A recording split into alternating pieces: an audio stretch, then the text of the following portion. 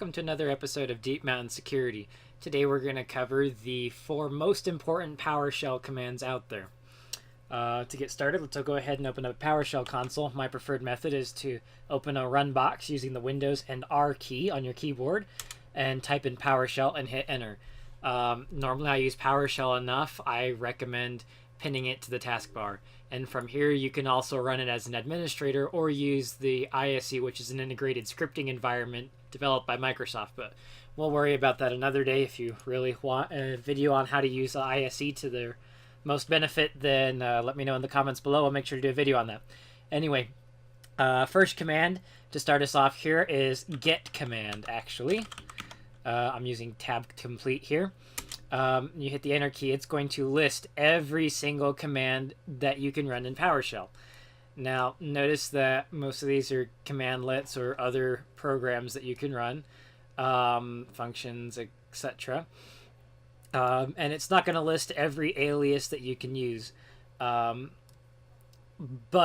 for most of what we need, get command is going to help you find any command. Now, we can also this isn't the most important thing to do, but if you run get command and if we pipe it to the measure function, if I can spell measure right, then we'll discover that we have 1,500 different commands here. This is a fresh install of Windows Enterprise. I believe Windows Pro has the same number. Windows Home Edition and Basic might not have it in those editions of Windows 10. Quite as many commands, but you can always add more commands later, and we can show you how to do that as one of our examples. So get command is useful because it helps you find the commands that you want to do something. So for example, let's say we know we want to do something with the network, but we don't know quite what, let's say we want to modify our current IP address on our computer through PowerShell, but we don't know how to do it or where to begin. Let's start with, it's a network thing, right? So we can type in get command, and then asterisks in PowerShell are symbolize an unknown number of unknown characters, whereas a question mark indicates at least one character, and then 2 question marks, 2 characters, etc., etc. So if you type in something like this, then it's going to be a 5-letter word with with X in the middle of it. But anyways, we're going to search for something with maybe net, because net is in network, right? And we're fine with it being on either side. You know, we want to change our IP address, and wow, there's a lot of stuff there, huh? All right, we've got set and remove and new and get and all these things that might be slightly confusing. But oh, here's some net IP. Maybe what we want is net IP, but then we also have net adapter. So you know, you could go either way. If we want to set an IP address, well, let's just try net IP, shall we? So get command, and then we're going to everything with net IP in it. And, well, that's a lot shorter list. So now we can go through here, and we've got IP address, and new net IP address, and remove net IP address. So what we might want is a new net IP address.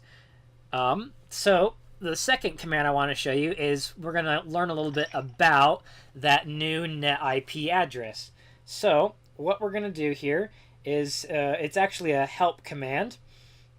And so what we're going to do is we're going to type in get help, because this is the command you use to get help on something.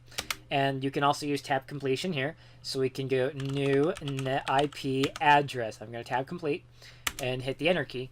And then this is going to display the help that currently exists for this new net IP address module here in PowerShell.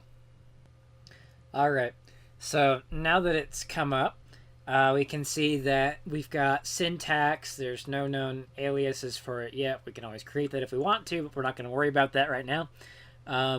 But so you can see we've got some syntax here. We've got some different parameters that we can do.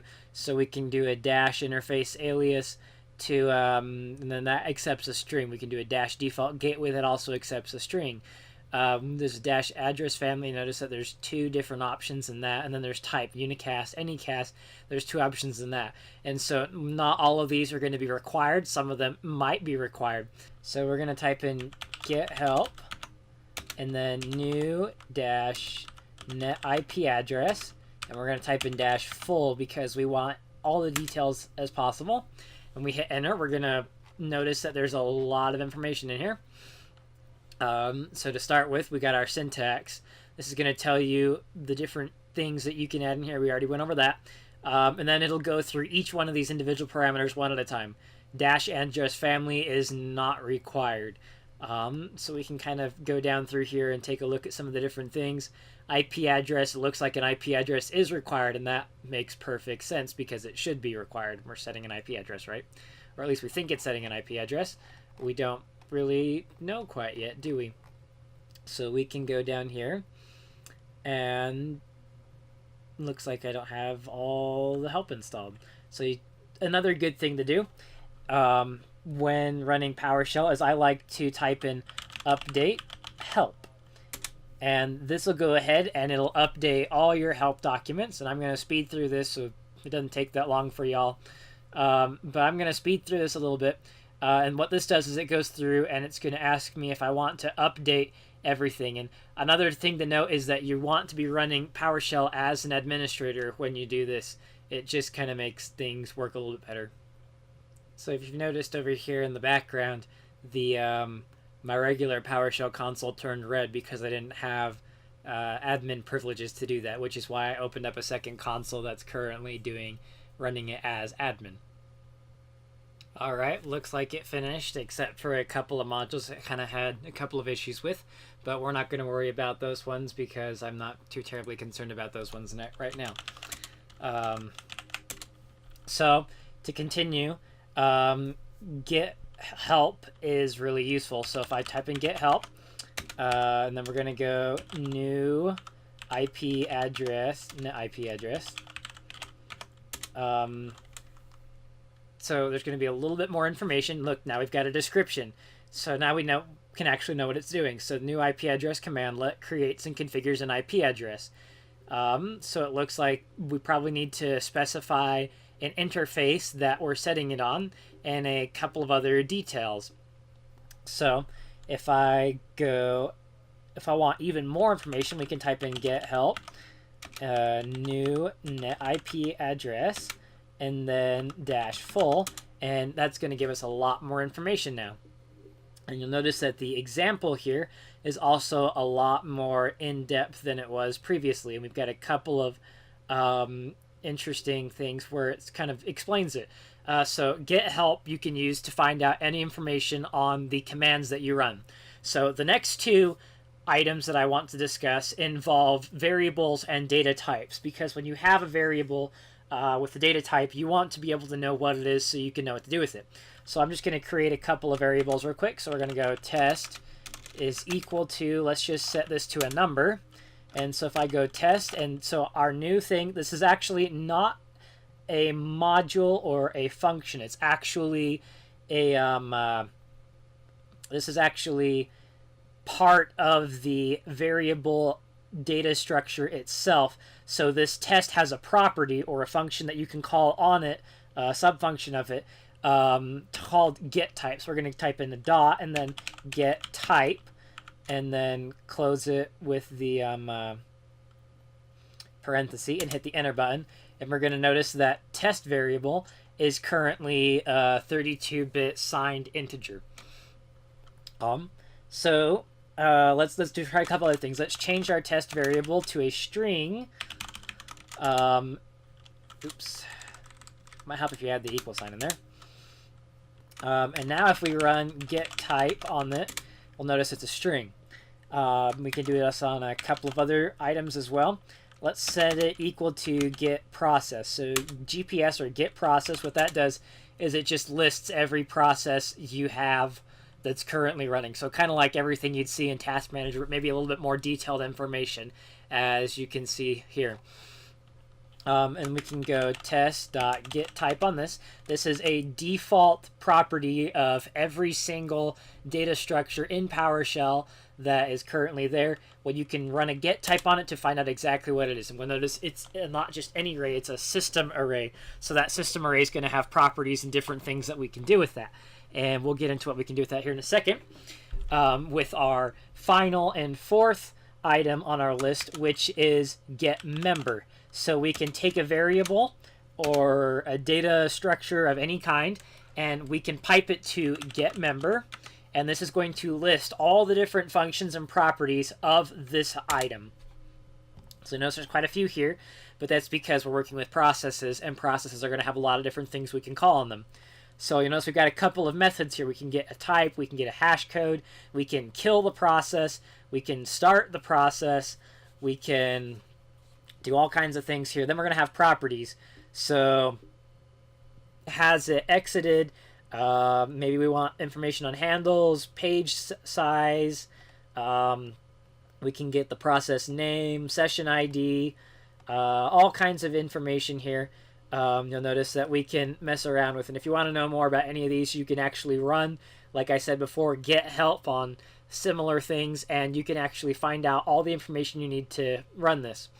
So let's say now I'm going to create a bunch of running processes real quick. I'm just going to do a quick little for each loop, and let's go to 15.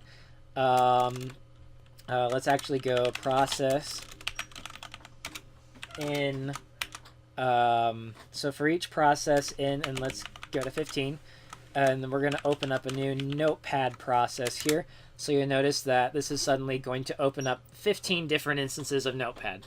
Now just for the sake of demonstration, I'm going to say I want to close all these notepads, and I don't really want to do anything at once. I don't know why that opened. So what we're going to do is we're going to go get process. Let's say we want to know something about it. So let's actually run a get command here. So we're going to type in get command. And then we're going to type in process, because we want to work with processes. And we're going to notice there's a couple different things here.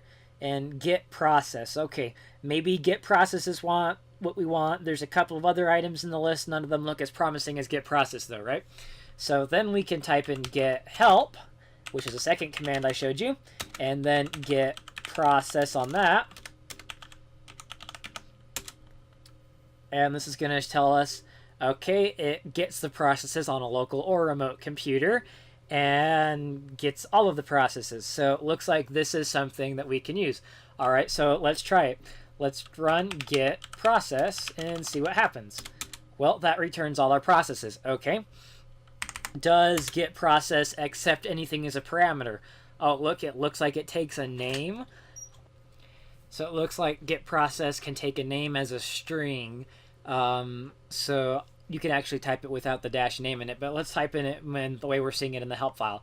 So I can run get process, and then I'm going to go dash name, and let's try notepad, shall we?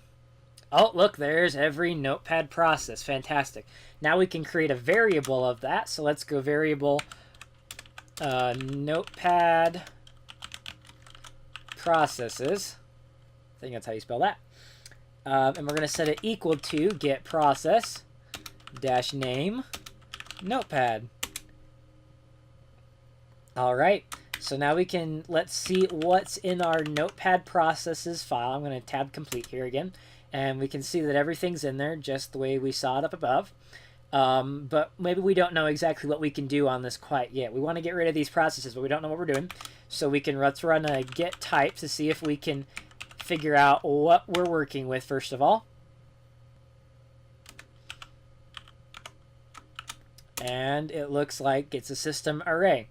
Okay, so we've got an array of objects. And so we can probably work on these. But we don't know what exactly we can do with them still. So let's go ahead and pipe that through to getMember.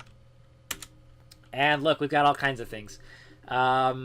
So maybe we want to filter this down if there's a lot of stuff in here, but I think we can just start off. So we want to kill or end. Looks like exited. Oh, look, kill. We want to kill these processes. It's a process that we can run here. So let's try running kill on everything in here. So we can first off by trying, let's run a for each loop again. And you can learn more about how the for each loops work by running a get help command on the for each loop. Or if you really want me to explain it, then you can go ahead and let me know in the comments below. I'll do a video on it. But we're going to go for each process. in notepad processes, and then we're going to tell it to kill. Actually, you got to specify process.kill because it happens to be a method. So we're going to run this method on every process in notepad processes. And look at that. All our notepad processes have gone away. This is Deep Mountain Security. Thank you so much for watching. Don't forget to like and subscribe.